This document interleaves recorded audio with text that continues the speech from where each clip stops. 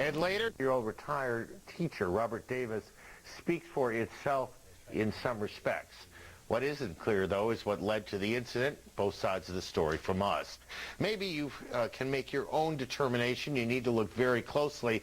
We spoke with a lawyer for the Patrolmen's Union in New Orleans. He told us Davis was drunk or on drugs. Police officers on the scene had been trying to restrain him. Obviously, they were trying to arrest the man. He was up against the wall and he was resisting. And what happened before that was not on tape, and what happened there was he was so intoxicated, he says he doesn't drink, so it was probably drugs, that he stumbled into a police horse. For his own safety, he had to be subdued. None of your videos show him being struck in the face. All the blows were struck behind the neck and at the shoulder area, trying, as taught in police procedure, to bring a resisting person's arm back around to cuff him. That's police procedure. Now, if you saw something different, then you're either seeing what you wanted to see or you were seeing what you were told you should see. But that is, if you take that video and look at it frame by frame, you're going to see what I saw. We did ask him if he knew for a fact that he was on drugs or on alcohol. No tests have been conducted. He said he couldn't absolutely prove it now, but by the time court comes around, he expects to be able to. There is, of course, a different story for Mr. Davis, and we spoke with him earlier tonight as well. Mr. Davis, you said that you were out on the street the other night. You were concerned about curfew. You approached police officers. Is it possible that in the way you were walking or in the way you were talking, you might have appeared intoxicated?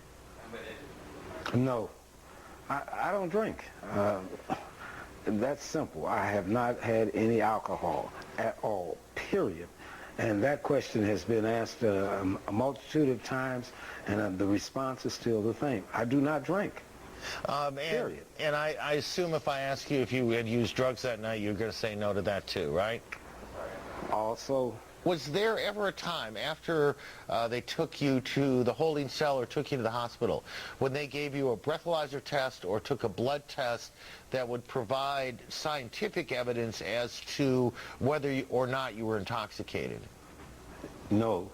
In fact, during this whole, I was never told that I was under arrest.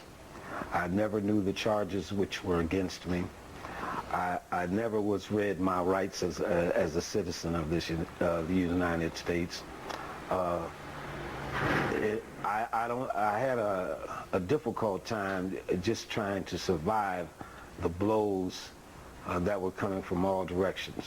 What would you say precipitated their action on you? Do you remember what you said, what they said, just before it got out of hand? Okay, I asked the officer on the horseback, who was black, what time the curfew was for. Okay? Mm-hmm. After that occurred, this other officer intervened, and I had told him that he was being rude, discourteous, and unprofessional. Mm-hmm. And I left the scene at that moment to go to the store, which was very nearby. And before I could get to the store, I was attacked. Then all of a sudden they're on you? Is that what happens? I had walked across the street, and I guess it's, I'd say, venture to say it's about 12, 14 feet between the curb and the other curb. And by the time I reached the other curb, I was attacked. Have you seen the tape of that, by the way? No, I haven't. I have not seen the tape. I have no idea what's on the tape. I've been sheltered from seeing that tape by my daughter and her fiancé. They don't wish for me to see it. At a later time, I probably will see it. Well, it's going to be hard to avoid. Do you believe that in any sense you resisted arrest or resisted the police officers? First, let me clear up something. Sure. And this has been a misnomer for some time. At no time, I was sucker punched and thrown against the wall. Mm-hmm. I did not even see the person because my back was turned to him. Mm-hmm. See, I didn't have an opportunity to duck or move out of the way or anything of that nature at all. Where did they hit you? A little bit of everywhere. Did they hit you right in the now, face? Yes. They punched you. They punched you in the face. Yeah, I have the following injuries. I have a broken nose, a fractured cheekbone, a distorted looking eye, which may have to have surgery. I might have to have surgery. I have to go see the doctor later on this week. My daughter has that information. I don't have that information available at the moment. But there may be some reconstruction surgery required. Right. The reason I asked specifically about that is that the lawyer for the police officers, the police union or the police association, they certainly don't deny that they hit you, but they deny that they hit you in the face. They said they hit you in the back and in the shoulders, as is procedure, and that whatever injuries you suffered to your face was the result of a fall. Is that even remotely possible? No, I'm laughing because it's comical.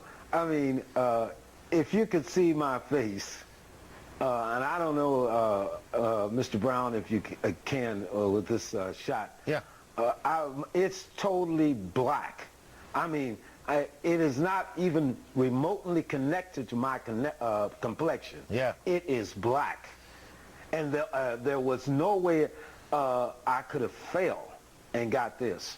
I heard you say earlier today that you had no animosity towards anyone, and I'll confess I was a little surprised to hear that.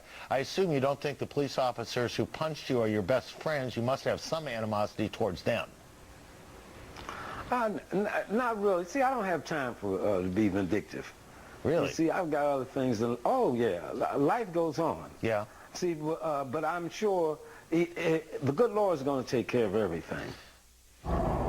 Coming up tonight.